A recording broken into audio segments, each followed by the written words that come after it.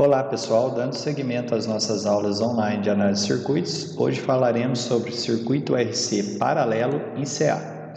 Bom, quando eu monto um circuito desse tipo, colocando uma fonte corrente alternada num circuito composto de um resistor e um capacitor em paralelo, o que vai acontecer? A primeira coisa que a gente tem que observar aqui é que a tensão para esse circuito é a mesma para os três elementos, ou seja, a fonte de tensão E está aplicando uma tensão que é comum para R e para C, tá? Representada aqui por esse voltímetro V. Bom, essa tensão aplicada em R vai reproduzir aqui uma corrente IR, que vai atravessar o resistor R e vai voltar para a fonte. Essa mesma tensão E aplicada em C vai reproduzir uma corrente que eu chamei aqui no circuito de IC, tá? Bom, se eu plotar um gráfico senoidal para esses elementos, como é que vai ficar? O gráfico senoidal azul aqui representa a tensão da fonte E, né? Como a gente sabe que no resistor a corrente e a tensão estão em fase, olha que legal, a corrente aqui no resistor é representada pelo gráfico verde, né? Então, o gráfico verde está em fase com o gráfico azul, ou seja, a corrente no resistor está em fase com a tensão V aqui, ou a tensão da fonte, né? E a corrente no capacitor, a gente sabe que sempre ela está adiantada de 90 graus em relação à tensão. Como a tensão é a mesma para os três elementos, a corrente aqui em IC, representada pelo gráfico vermelho, estará adiantada de 90 graus em relação à tensão, né? Bom, como que eu equaciono esse circuito, né? Para equacionar esse circuito, nós vamos usar os gráficos vetoriais. Do ponto de vista de corrente, quais são as correntes que compõem esse circuito? A fonte de tensão alternada E fornece uma corrente total, essa corrente total vai atingir o nó e vai dividir-se em IR e C, né? O que é comum para todos os elementos? A tensão aqui V, né? Coloquei a tensão V, portanto, aqui no gráfico vetorial, na horizontal. Tudo que tiver adiantado eu vou desenhar para cima e tudo que tiver atrasado eu vou desenhar aqui para baixo, né?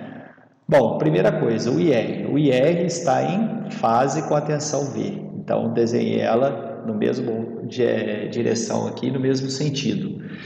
E a corrente IC está adiantada de 90 graus em relação à tensão V. Então, tudo que tiver adiantado eu vou desenhar para cima e desenhei com 90 graus.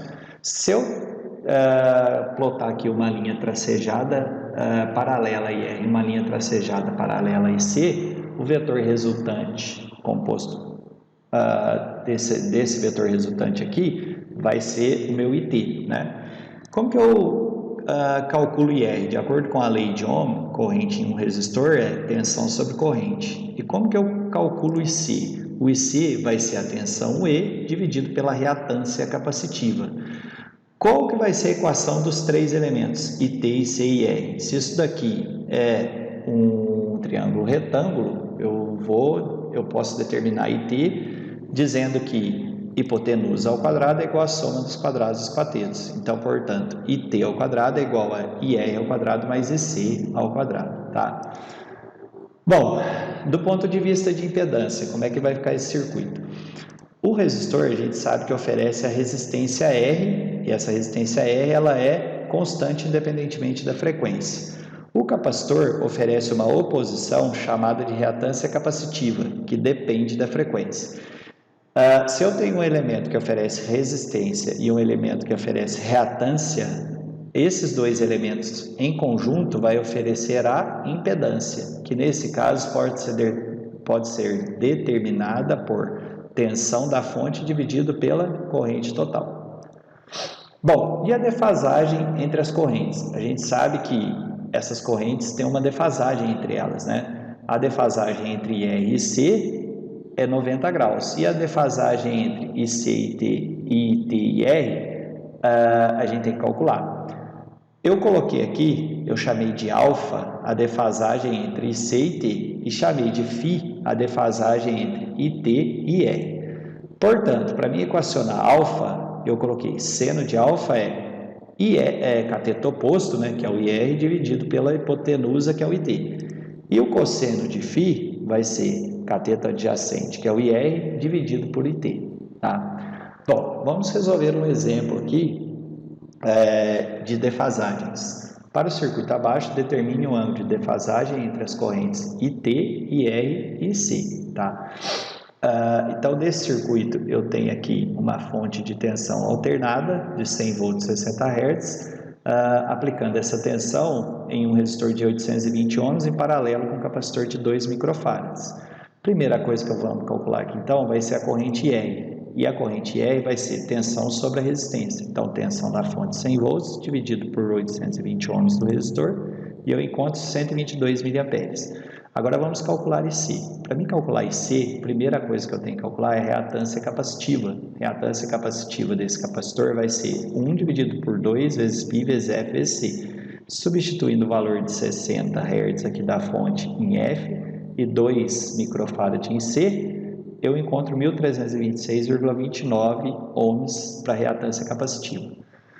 Agora, para calcular a corrente no capacitor, a gente sabe que a corrente no capacitor vai ser a tensão da fonte dividido pela reatância capacitiva. Substituindo a tensão da fonte 100 volts e a reatância capacitiva 1.326,29 ohms, e eu encontro 75,4 miliamperes aqui para a corrente no capacitor.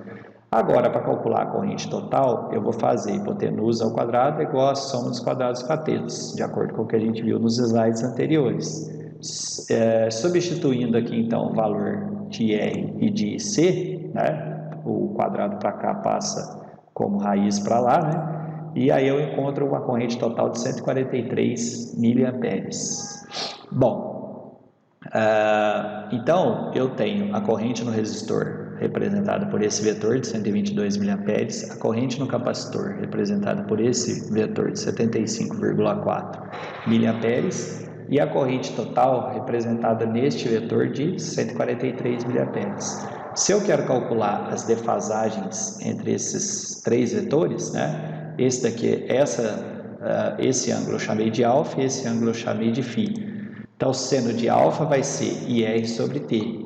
Então, vai ser 122 mili dividido por 143 mili. E eu tenho seno de alfa igual a 0,85314. Portanto, seno menos 1 desse valor, eu encontro alfa de 58,5 graus. Calculando o cosseno de φ, eu tenho IR sobre T. Substituindo o valor de 122 mili dividido por 143 mili, e eu encontro a mesma constante aqui, óbvio, né? Fazendo cosseno menos 1 desse valor, eu encontro 31,5 graus. Então, olha só, a defasagem entre IR e IT é de 31,5 graus. A defasagem entre IC e IT vai ser de 58,5 graus. Se eu quiser plotar um gráfico aqui, um gráfico senoidal para esses valores, como é que ficaria, né? Se eu colocar no mesmo gráfico aqui, o gráfico azul aqui é a corrente IT e o gráfico vermelho é a corrente IC. Então, entre IT e IC eu tenho 58,5 graus. Então, entre esse ponto e esse ponto eu tenho 58,5 graus.